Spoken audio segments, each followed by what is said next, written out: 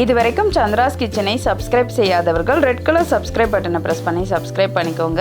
கூடவே பக்கத்தில் இருக்கிற பெல் பட்டனை ப்ரெஸ் பண்ணுங்க. எங்களுடைய அப்டேட்ஸ் உடனுக்குடன் உங்களை வந்து சேரும். Hi friends, welcome to Chandra's kitchen. இன்னைக்கு நம்ம ரொம்ப சுவையான கெண்டைப்பொடி மீன் குழம்பு எப்படி செய்யறதுன்னு பார்க்கலாம் வாங்க. இந்த கெண்டைப்பொடியை வந்து எப்படி சுத்தம் பண்ணுறதுன்னு நான் இன்னைக்கு உங்களுக்கு காமிச்சிடுறேன். இந்த கெண்டைப்பொடி வந்து பார்த்திங்கன்னா நம்ம ஏரி குளம் இந்த மாதிரி இடத்துல கிடைக்கக்கூடியது. இது மழை டைமில் தான் வந்து இந்த மாதிரி கெண்டைப்பொடி கிடைக்கும். நம்ம வந்து பெரிய பெரிய மீன்லாம் வாங்கி சமைச்சிருப்போம். ஆனால் இந்த பொடி கெண்டை வந்து பார்த்திங்கன்னா அவ்வளோ டேஸ்ட்டாக இருக்கும். முதல்ல இப்போ நம்ம இதை எப்படி க்ளீன் பண்ணுறதுன்னு பார்க்கலாம் வாங்க. இதுக்காக நான் வந்து கெண்டைப்பொடியை வந்து ஒரு சட்டியில் போட்டிருக்கேன். நீங்கள் வந்து மண் சட்டியில் வந்து உரசி கழுவுறதுக்கு ஈஸியாக இருக்கும். அதனால் நீங்கள் இந்த மாதிரி உரசி கழுவுறதுக்கு கொஞ்சம் கல் உப்பு சேர்த்துக்கோங்க. சேர்த்துட்டு நல்லா இதை உரசி கழுவுங்க. இது கொஞ்சம் மீன் அதிகமாக இருக்கிறதுனால நான் 2 பகுதியாக பிரித்து இதை வந்து நல்லா தேய்ச்சிக்கு விடுறேன்.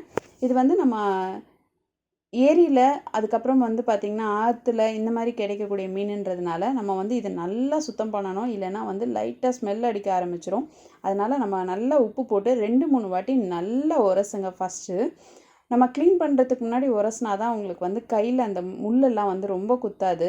நம்ம மண் போட்டும் கழுவலாம். ஆனால் வந்து பார்த்திங்கன்னா நமக்கு இங்கே வந்து நம்ம இருக்கிற இடத்துல மண்ணெல்லாம் போட்டு கழுவ முடியாது. ஸோ அதனால் நீங்கள் வந்து உப்பு போட்டு நல்லா உரசி கழுவுனீங்கனாலே அது வந்து உங்களுக்கு அந்த மேலே இருக்கிற கொழுப்பு எல்லாமே போயிடும். உங்களுக்கு அந்த பிசுபிசுப்பு தன்மை எதுவுமே இருக்காது. மீனில் வந்து அந்த வாசமும் வராது. அதனால் நல்லா வந்து உப்பு போட்டு உரசி கழுவுங்க. இது வந்து கிட்டத்தட்ட ஒரு 5-6 முறை நல்லா கழுவி எடுத்துக்கோங்க.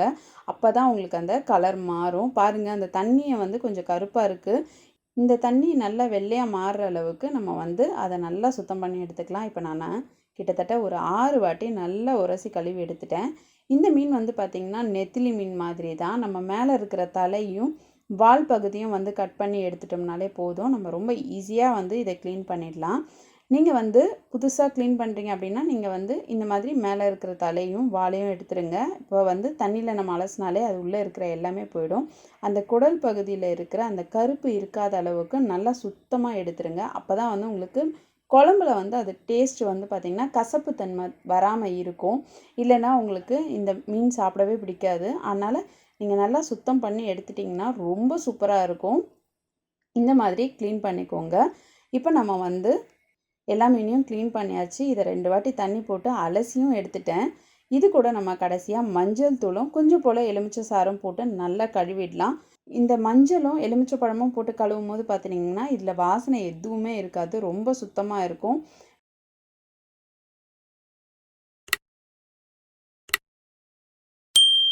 மஞ்சள் போட்டு ஒரு 2-3 தடவை நல்லா வாஷ் பண்ணி எடுத்துட்டேன். இப்போ இந்த கெண்டை மீனை பாருங்கள், ரொம்ப சூப்பராக சுத்தமாக ஆயிடுச்சு. இதை நம்ம குழம்பு வைக்க ஆரம்பிச்சிடலாம். இந்த குழம்புக்கு வந்து நான் முதல்ல ஒரு மிக்சரில் ஒரு 15-20 சின்ன வெங்காயத்தை வந்து நறுக்கி சேர்த்துக்கிறேன். இது கூட ஒரு 10 பல் பூண்டு சேர்த்து நம்ம அரைச்சி வச்சுக்கலாம். அடுத்ததாக ஒரு கடாயில் நம்ம 5-6 ஸ்பூன் அளவுக்கு எண்ணெய் சேர்த்துக்கலாம். கொஞ்சம் போல் வெந்தயம், கடுகு சேர்த்துக்கலாம். கொஞ்சம் சோம்பு சேர்த்துடலாம். இது பொரியும் பொழுதே நம்ம தாளிப்பு வடகம் வச்சுருந்தீங்கன்னா அது சேர்த்துக்கோங்க. அப்படி இல்லைன்னா நீங்கள் வந்து அதை ஸ்கிப் பண்ணிவிடுங்க. வடகம் வந்து சூப்பர் மார்க்கெட்டில் எல்லா இடத்துலையுமே இப்போ கிடைக்க ஆரம்பிச்சிடுச்சு. அதை சேர்த்திங்கன்னா வாசனை இருக்கும். அதுக்காக தான் நம்ம சேர்க்குறோம். இப்போ அடுத்ததாக நான் வந்து சின்ன வெங்காயம் ஒரு 10 போல் பொடியாக நறுக்குனதை இதோட சேர்த்துக்கிறேன். சேர்த்துட்டு நல்லா இதை வதக்கிடுங்க. இப்போ வெங்காயம் பார்த்திங்கன்னா கண்ணாடி பதத்துக்கு வதங்கிடுச்சு. இது கூட நம்ம ஒரு தக்காளி பழம் கொஞ்சம் பெருசாக இருக்கிறத கட் பண்ணி இதோட சேர்த்துக்கலாம். சேர்த்து நல்லா வதக்கிடுங்க. இது கூட நம்ம ஒரு 1/4 ஸ்பூன் போல் இஞ்சி விழுதை சேர்த்துடலாம். அடுத்ததாக 1/4 ஸ்பூன் போல் மஞ்சள் தூள் சேர்த்து நல்லா கலந்துடலாம். இப்போ வெங்காயம் தக்காளி வந்து நல்லா வந்து வதங்கிக்கிட்டு இருக்கும் பொழுதே ஒரு கொத்து போல் கருவேப்பிலை சேர்த்துடலாம். இப்போ தக்காளி, வெங்காயம், கருவேப்பிலை எல்லாம் சேர்ந்து நல்லா வதங்கிக்கிட்டு இருக்குது. இந்த ஸ்டேஜில் நம்ம ஏற்கனவே அரைச்சி வச்சுருக்க சின்ன வெங்காயமும் பூண்டும் வந்து இதோட சேர்த்துடலாம். சேர்த்துட்டு நல்லா இதை வதக்கிடுங்க.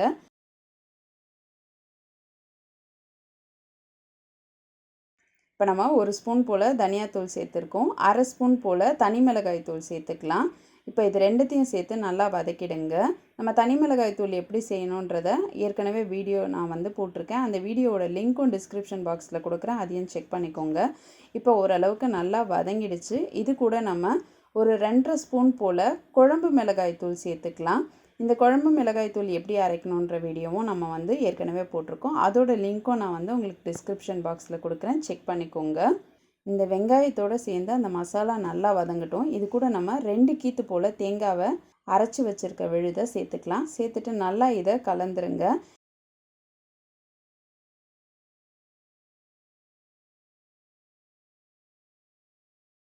இந்த தேங்காய் விழுது வந்து பார்த்திங்கன்னா இந்த மசாலாவோடு சேர்ந்து நல்லா வதங்கணும். இதிலேருந்து கொஞ்சம் போல் எண்ணெய் பிரிஞ்சு வர ஆரம்பிக்கும். அது வரைக்கும் இதை நல்லா வதக்கிக்கோங்க. இப்போ வந்து ஓரளவுக்கு வதங்கிடுச்சு. இது கூட இந்த குழம்புக்கு தேவையான அளவு உப்பு சேர்த்துக்கலாம். உப்பு சேர்த்துட்டு நல்லா இதை கலந்து விட்டுருங்க.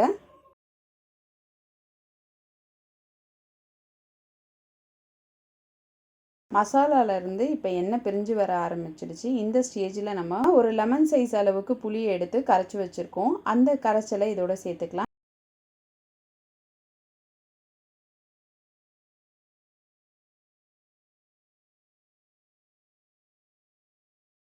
இது கூட தேவையான அளவு தண்ணி சேர்த்து நல்லா வந்து கலந்து விட்டுருங்க.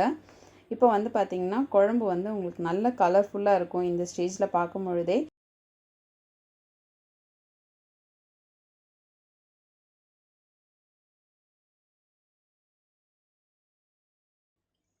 புளியில் இருக்கிற அந்த பச்சை வாசனை போகிற அளவுக்கு குழம்பை நல்லா கொதிக்க விடுங்க. குழம்பு வந்து நல்லா கொதிக்கும் பொழுது நல்ல மணமான வாசனை வர ஆரம்பிக்கும்.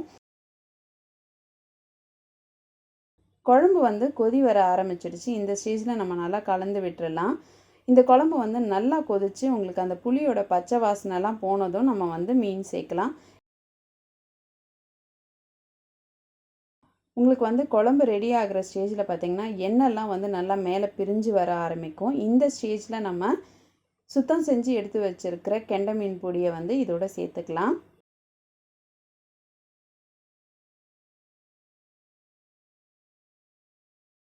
சேர்த்துட்டு மேலாப்பில் லைட்டாக இதை வந்து கலந்து விடுங்க. இதை ரொம்ப கலக்கக்கூடாது. ஓரளவுக்கு இது கலந்துட்டு நம்ம வந்து வச்சிடலாம். இது வந்து ஒரு 5 நிமிஷம் போல் நீங்கள் மூடி போட்டு கூட வச்சுடுங்க. இதை நீங்கள் சிம்மில் வச்சுருங்க. ஒரு 5 நிமிஷம் கழித்து இந்த குழம்ப வந்து லைட்டாக நம்ம இந்த மாதிரி கலந்து விடணும். நம்ம வந்து கரண்டி போடாமல் இப்படி கலந்து விட்டிங்கன்னா தான் மீன் உடையாமல் உங்களுக்கு நல்லாயிருக்கும். அதனால் இந்த மாதிரி கலந்து விடுங்க. இப்போ நம்ம சிம்மில் வச்சுருக்கோம். இந்த சிம்மில் வச்சு ஒரு 10 நிமிஷம் போல் ஆயிருக்கு. இப்போ குழம்புலேருந்து எண்ணெய் பிரிஞ்சு நல்ல வாசனை வர ஆரம்பிச்சிருச்சு. இப்போ நம்மளுடைய கெண்டை மீன் பொடி குழம்பு சூப்பராக ரெடி ஆகிடுச்சு. நீங்களும் இந்த கெண்டை மீன் பொடி குழம்பை உங்கள் வீட்டில் செஞ்சு பாருங்கள். செஞ்சு பார்த்துட்டு உங்களுடைய ஃபீட்பேக்கையும் கமெண்ட்டையும் எங்களுக்கு சொல்லுங்கள். இதே மாதிரி இன்னும் நிறைய ரெசிபீஸ் உங்களுக்காக வந்துகிட்டே இருக்குது. இதுக்காக நீங்கள் செய்ய வேண்டியதெல்லாம் சந்திராஸ் கிச்சனுக்கு இது வரைக்கும் சப்ஸ்கிரைப் பண்ணலைன்னா சப்ஸ்கிரைப் பண்ணிவிடுங்க. பக்கத்தில் இருக்கிற பெல் பட்டனை ப்ரெஸ் பண்ணி அதில் ஆல் நோட்டிஃபிகேஷன் ஆன் பண்ணிக்கோங்க. அப்போ தான் நாங்கள் போடுற வீடியோஸ் உங்களுக்கு உடனே வந்து சேரும். நான் இன்னொரு சுவாரஸ்யமான வீடியோவோடு உங்களை சந்திக்கிறேன். நன்றி, வணக்கம்.